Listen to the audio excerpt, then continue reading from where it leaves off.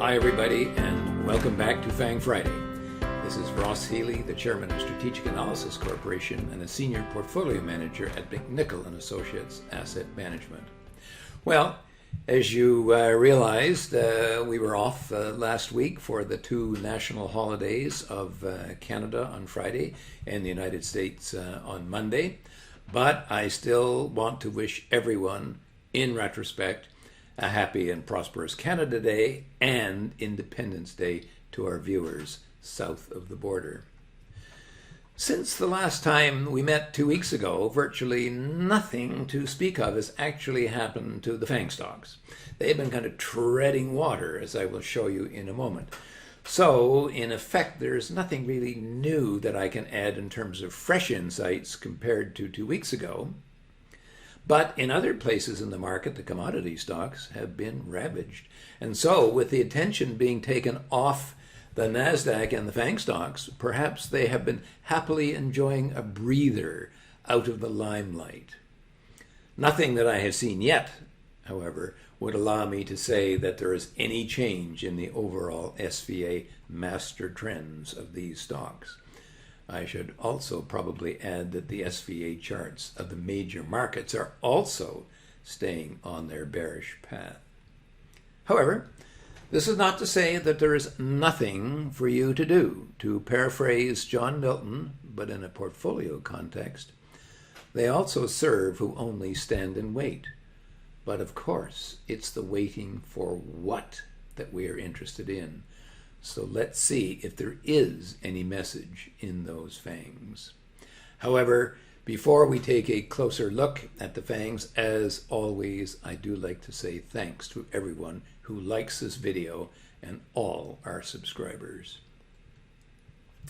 Okay, I'm going to start with the 4 FANG stocks that have actually fallen to breakpoints and have broken down, but have not got any further momentum on the downside. So let's go and take a look at what we've got. The first one is Alphabet, and look at this. What an interesting chart, eh? It's fallen below its MSG price, that's 5.5 times book value, but it keeps checking back and checking back and checking back. Is this for real? Well, we don't know, but we're going to find out sooner or later. The same thing I could say is happening to Meta as well. Now, for Meta, the break below the super growth price, which is 3.5 times book value, okay, is in essence a new 10-year valuation low. And this is actually one of the 2 FANG stocks which actually has any positive fair market value. That's that dotted line here. So this is going to be very interesting to see what happens. The thing that dissuades me from saying, well, I think this is all a big mistake, is the fact that the earnings forecast and the fair market value are in downtrends, not a bullish omen by any stretch of the imagination. Tesla is struggling to hold, or actually to regain, its HB4 price, which is 20 times its book value. Well, you can tell with that, with good reason. After all, 20 times book value sounds cheap, doesn't it? And finally, Apple, which broke its HB5 price on the downside.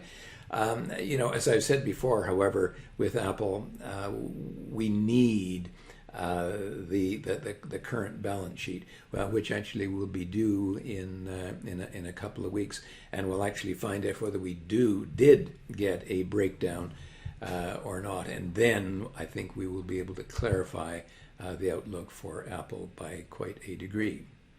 Now, the first stock that did not break down I want to talk about is Amazon, and my goodness, what an interesting chart this is, eh? In the last 3 months, the structural prices, which is to say the book value of the company, has been slipping lower, and look at the fair market value, the intrinsic value. it's been falling and falling by a considerable degree. I don't know how long this stock is going to be able to resist breaking below its bubble price. However, I do have to say that if that happens, not when, but if that happens, when I have seen this happen before, the stocks that have done that have typically fallen from their bubble price, 7.4 times book value, right down to their super growth price, which is the next major structural price down, 3.5 times book. That is a decline of 54%. So this kind of a break, historically in other stocks and in other markets, has been very dangerous, very bearish. Microsoft broke its HB2, that's 12 times book value, but has not been able to complete a decline to its HB1. So we don't know whether we're going to get a hit and a nice bounce or what. It's been just sort of ambling slowly down to that break point.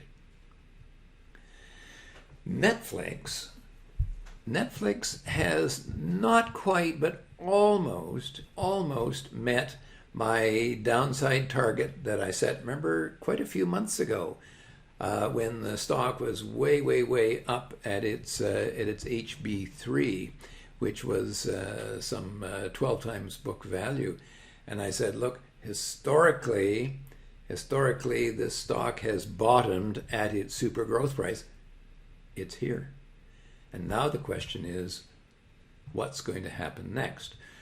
Well, the fair market value has been kind of drifting lower. And so in order to see if I could get any kind of a clue, I went to look at other stocks in the industry to see what they're doing. And the first one, of course, is Disney, which is really now, I think, the principal competition of Netflix in the streaming market. And Disney simply points lower. It broke its growth price, that's 2 times book value, and is very clearly heading lower.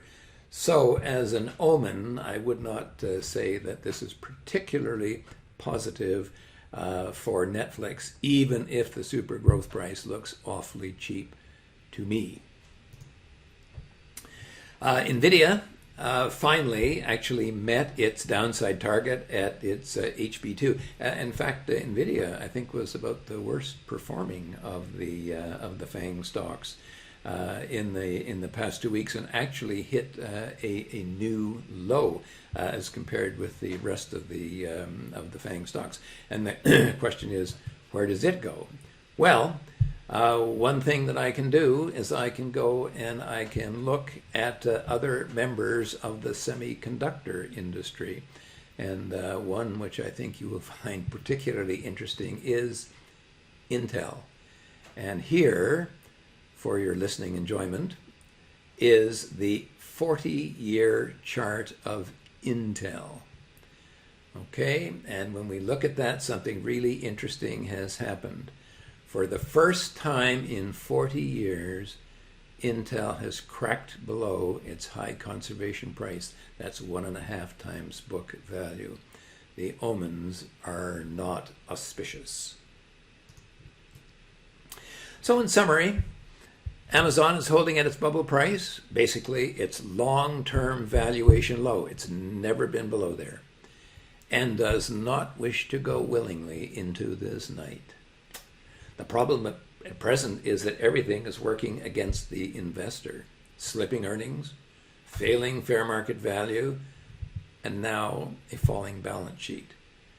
It'll go when it's ready to go, and not before. So, like Milton, we watch and wait, but very closely. If this fails, there is a very large downside risk ahead for the stock. As I said, 4 of the FANG stocks have actually broken below near-term support. The first, Alphabet, like Amazon, seems very reluctant to break and run. But unlike Amazon, it's on the wrong side of the line. Apple remains a question. It looks like a breakdown. but its valuation may be just riding a falling balance sheet. Unfortunately, we won't know till later this month when they next report. Tesla is also trying manfully to not get very far away from its HB4 price. That's 20 times book value. But when I say that, I suspect that our viewers, after what we've already gone through, are now likely to say, what? 20 times book value in this market? Are you putting me on? Then there's Meta, which is as cheap as Netflix, but does not have Netflix's deep valuation support background. With nothing in the past to remember, it looks like it's heading lower.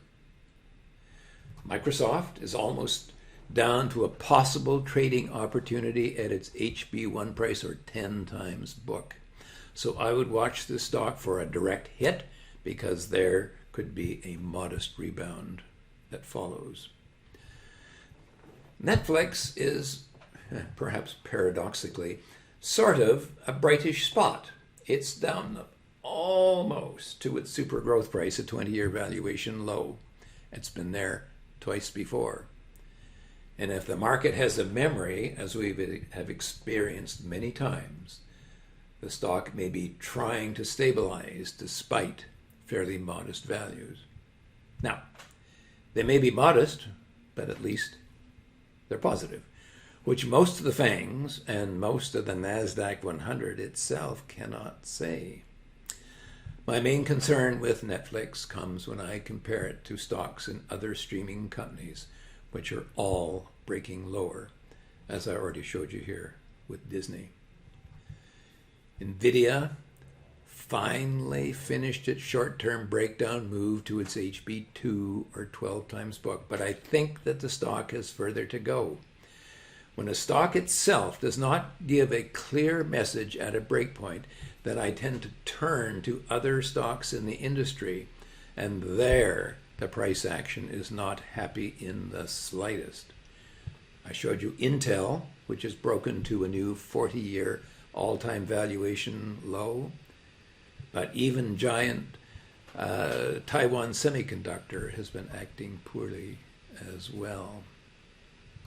In sum, since we started FANG Friday, events have clearly showed that there are 4 ways that we can earn our keep with our SVA market service.